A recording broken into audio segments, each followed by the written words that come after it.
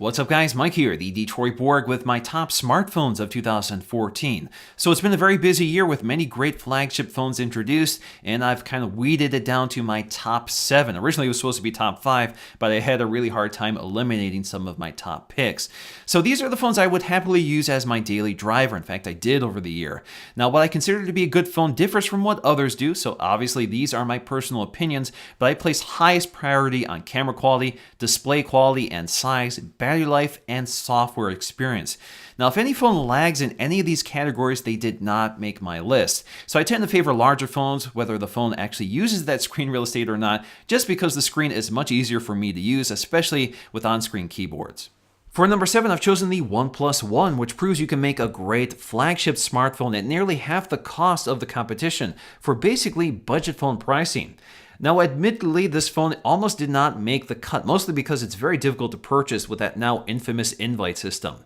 But once you get your hands on the OnePlus One, it's a shockingly good phone, even if you ignore the impossibly low $299 price point, especially for a fairly new and unknown manufacturer.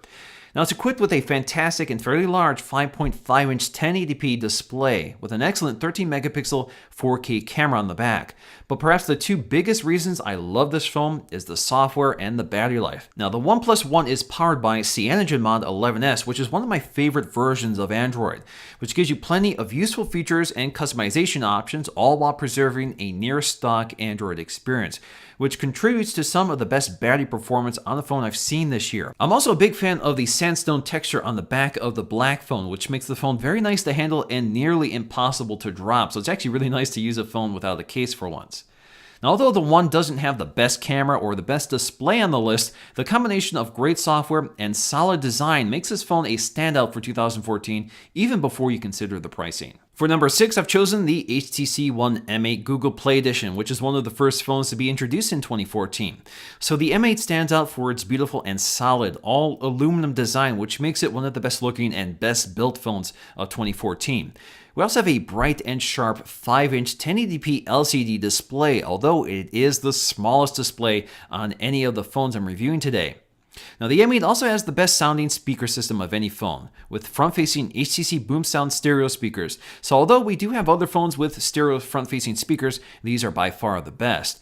Now, personally, I prefer the stock Android experience, especially since it preserves many of the outstanding software tweaks of the standard M8. So for me, it's really the best of both worlds. Now, this phone really only comes up short on the camera, which is probably why this phone does not rank higher on my list.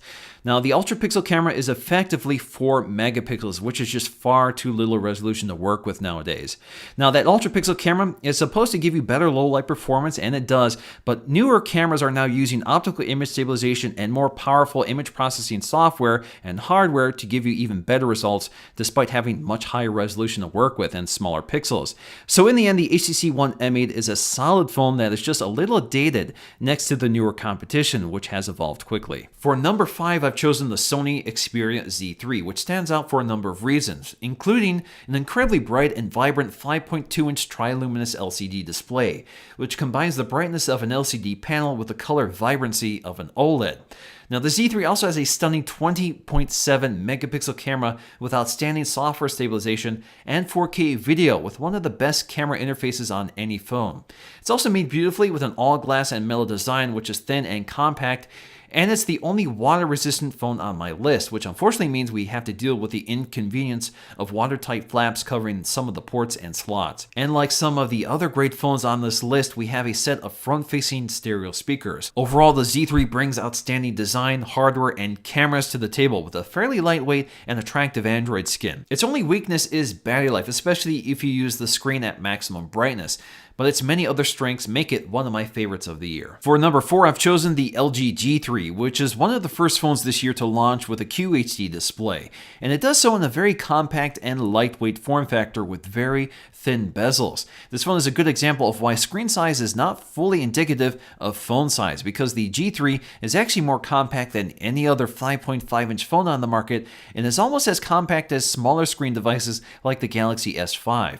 Now, the G3 also has an outstanding camera system with a 13 megapixel camera with optical image stabilization, 4K video recording, recording, a dual-tone LED flash, and a laser AF system. So with laser-assisted autofocusing, the G3 can find focus quickly and accurately in all lighting conditions. I'm also a huge fan of the placement of the controls on the back of the phone, which I find much easier to operate than the side-mounted switches on most phones today. The G3 also has one of the best and most cohesive looking Android skins, which operates smoothly and gives us plenty of customization options with some interesting new features. Now, its only real weakness is the all-plastic housing in a world where many of these flagship phones are using metal construction. And then we have a rear-facing speaker which is loud but inferior to the front-facing stereo speakers on many of the flagship phones today. But overall, this phone did the most to advance hardware design and features this year. For number 3, I've chosen the Samsung Galaxy Note 4. This is by far Samsung's best phone of the year and clear evidence that Samsung knows how to make some of the best hardware on the market.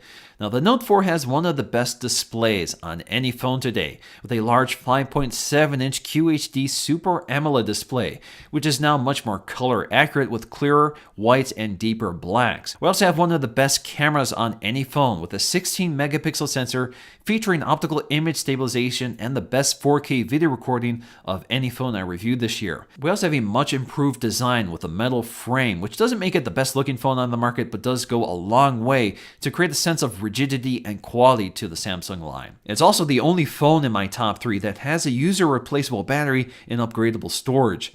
Now, speaking of the battery, this is also one of the phone's greatest strengths. And of course, the phone is packed with software and hardware features that make use of the large display and built-in stylus. Now, the Note 4 is only let down by its poor speaker quality and its heavy-handed TouchWiz software design, which does prevent the phone from running as smoothly as other phones running closer to stock. But in the end, even if you never use the stylus or many of the software features, the Note 4 is an outstanding phone with an excellent display, camera, and battery. For my second phone, I've chosen the Motorola Nexus 6, which is effectively the newest phone of 2014. Now, the Nexus 6 brings us the largest display in my top 7, with a 5.96-inch QHD Super AMOLED panel.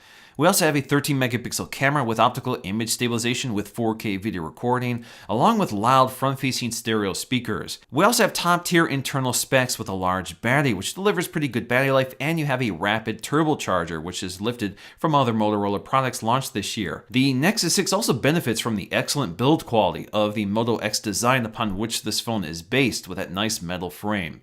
Now, it's not the perfect hardware. The display is a little dim and a little pink, kind of off color compared to the Note 4. The camera overexposes and the battery life isn't the best, but ultimately the hardware is solid enough to service my favorite aspect of this phone, which is the software experience. Now, we're running Android 5.0 or Lollipop in stock form. Now, this is my favorite mobile operating system this year, with a combination of clever features, smart looking design that operates smoothly, quickly, and intuitively. Android is at its best when it's stock, and the Nexus 6 is your best option right now. And lastly, my favorite phone of the year is the iPhone 6 Plus, which finally brings us a larger 5.5-inch full HD display, full 1080p, which is the highest resolution and sharpest iPhone display yet at 401 pixels per inch. Now, it's by far the best looking LCD display on my list, with accurate color reproduction and deeper blacks. Now, it's not as vibrant as an AMOLED display with those inky blacks, but it's much brighter with clearer whites, and with better outdoor visibility thanks to that bright LCD panel. Now, the iPhone 6 Plus also has my favorite camera on any of the phones this year, and it's the only iPhone to feature optical image stabilization. Although only 8 megapixels, this camera works excellent in all lighting conditions with fast autofocus thanks to focus pixels and a powerful image signal processor built into the new A8 chip. Video is just as excellent with seamless and quick autofocus combined with software and optical image stabilization. This is the most foolproof camera on the list, with a simple camera interface with great automatic results. It's also the thinnest phone here, with an all-aluminum design with that curved glass edge, which creates a nice continuous surface, which makes the phone feel really nice in the hand. It doesn't feel as big as you would think. And we have excellent battery life, which is the first time I can say that about any iPhone. Now, there are some nitpicks here. So, for example, we have a protruding camera, which a lot of people don't like. This is a first for an iPhone. We also have those antenna stripes on the back, which is not a popular design choice by a lot of people. But again, it's a super thin phone made mostly out of metal, and to me it feels really nice, although it may not look as good as some iPhones in the past. Now, there are 3 important phones that I left off the list: the iPhone 6, the Moto X, and the Galaxy S5. And that's because there are larger, more premium versions of those phones on my list. So the iPhone 6 Plus has a larger, higher resolution display than the iPhone 6 with optical image stabilization and a larger battery for better battery life. The Nexus 6 has a larger QHD display, which is better quality than the one on the Moto X, with a better camera, which includes optical image stabilization with front-facing stereo speakers.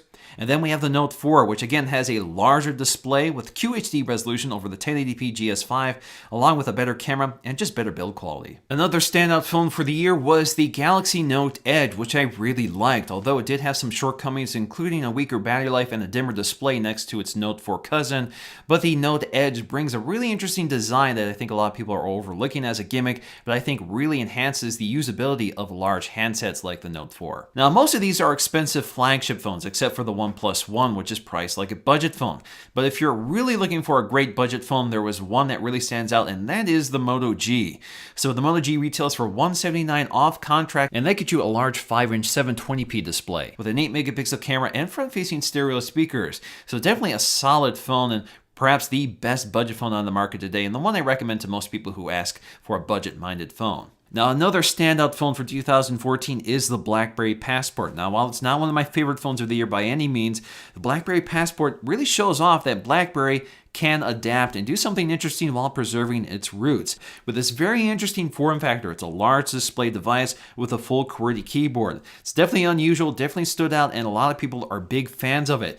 Now, it's one of the best built phones I've reviewed this year, and the software story here is very interesting, but we're going to have to wait for that in my full review. Alright guys, I hope you enjoyed this look at my top phones of 2014. Of course, this is entirely my opinion, but what I want to know from you guys is, what is your favorite top phone of 2014? Please let me know in the comment section below, and thanks for watching. I'll see you again in the next video.